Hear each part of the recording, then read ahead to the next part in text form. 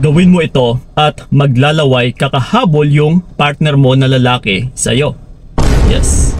So ito mga utol, ituturo ko sa inyo yung pinakamabisang teknik na kailangan ninyong gagawin din kung gusto ninyong maglalaway kakahabol yung mga partner na lalaki ninyo o yung mga partner ninyo na lalaki sa inyo.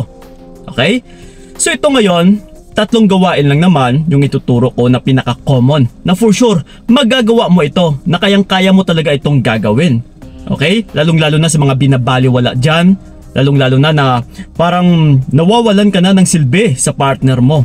So ito yung tamang paraan para siya naman ito magkakandara pa na mas na maglalaway talaga siya kakahabol sa'yo.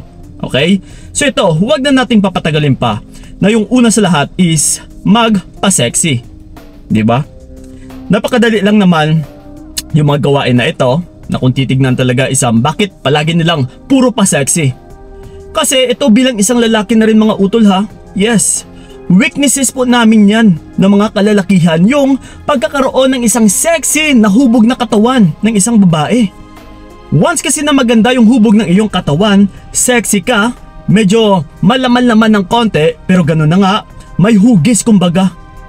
Unlike sa losyang ka, unlike sa maladram ang iyong pangangatawan, di ba?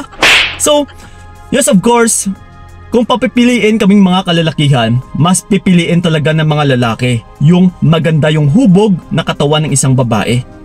Na kung napapansin ninyo sa social media na maraming nanunood sa mga kababaihan na binabalandran nila yung kanilang mga pangangatawan, which is thirst trapping, yes, na gano'n na nga isang pinagkakandarapaan ng mga kalalakihan.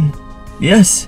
So, pero kung ikaw din mismo na yung partner ng lalaki mo is sexy, na which is ikaw yon, ay talagang panglalawayan ka ng partner mo, na hindi lang ng partner mo utol, kahit sino-sinong lalaki. Yes. So yun po. And then ito, yung pangalawa natin is, ito na, kailangan mo rin gawin ito dahil dito na magte-take effect na mas lalo siyang maglalaway sa'yo kakahabol.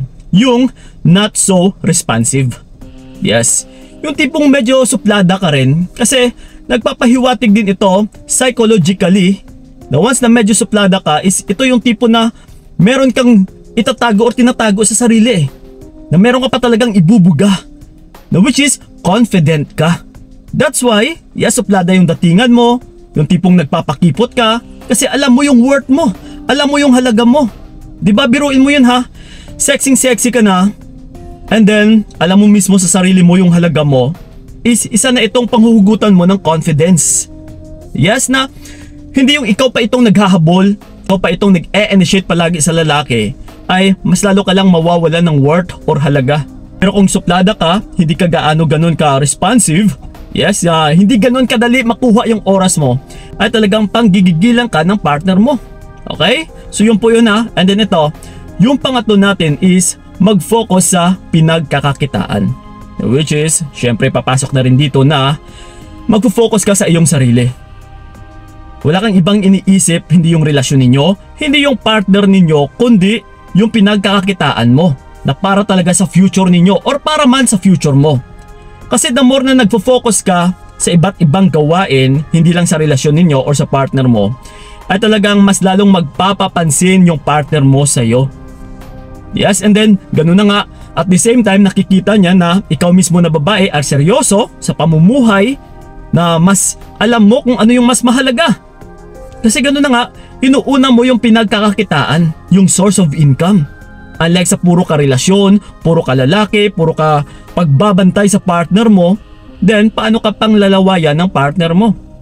Pero kung ikaw mismo, ito ha, total package, sexy ka na, kahit hindi ka pa ganun kaganda utol, pero kung maganda yung hubog ng iyong katawan, and then kapag malaki pa ang iyong hinaharap, damn, talagang habol-habulin ka ng lalaki. And then, pinapakita mo yung confidence mo, yung confidence level mo, at saka nagpo-focus ka sa iyong pinagkakakitaan, ay talagang panglalawayan ka, na mas lalong hahabol-habulin ka ng lalaki. Uulitin ko, hindi lang ng partner mo na lalaki, kundi kahit sino-sinong lalaki. So ayaw mo ba yun? Okay? My God. So yun na po mga utulasan ay nakatulong yung video na ito. So yun lang po, maraming salamat. So ingat kayo. God bless and babush! Binigay ko lahat para wala kang masabi, kaya nga hindi ko alam.